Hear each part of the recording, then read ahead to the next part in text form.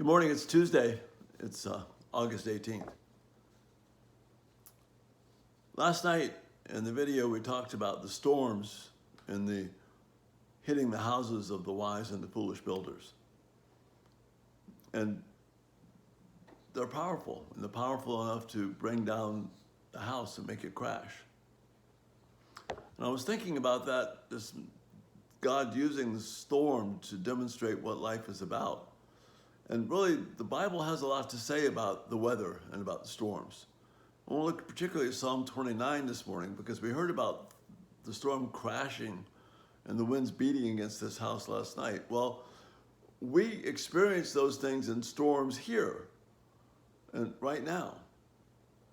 What does God have to say to us in the storm? And it's Psalm 29 is extremely blunt and powerful and talks about the beauty of God.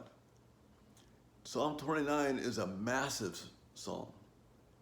It's a massive scale. And it's one that we need to see the largeness of God. It begins this way. Honor the Lord, you heavenly beings. Honor the Lord for his glory and strength.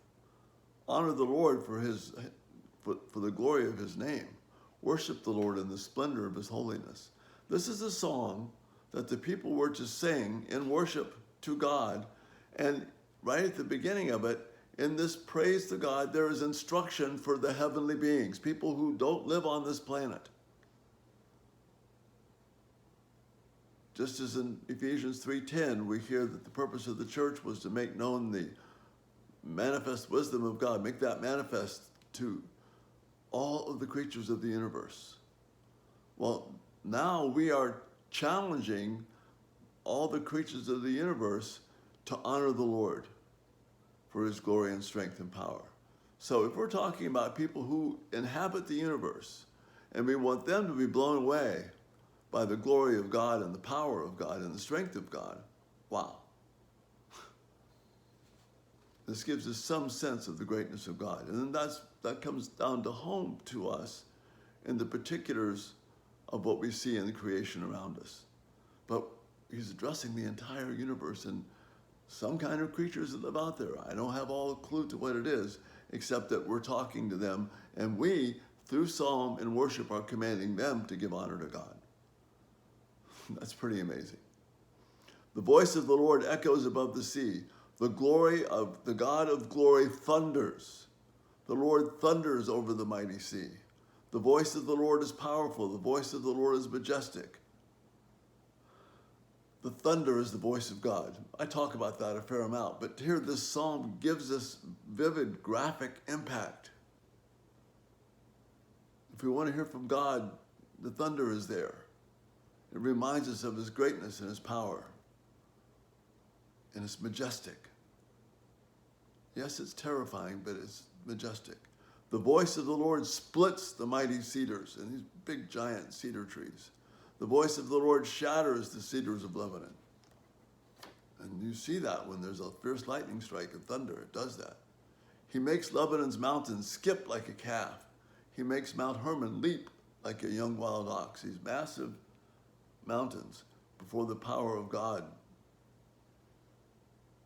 they're nothing compared to that. The voice of the Lord strikes with bolts of lightning. That searing sound is part of the voice of God speaking to us. The voice of the Lord makes the barren wilderness quake. The voice shakes the wilderness of Kadesh. The voice of the Lord twists the mighty oaks and strips the forest bare. In his temple, everyone shouts glory. They are blown away by God. And then the psalm ends this way. The Lord rules over the floodwaters. The Lord reigns as king forever. The Lord gives his people strength.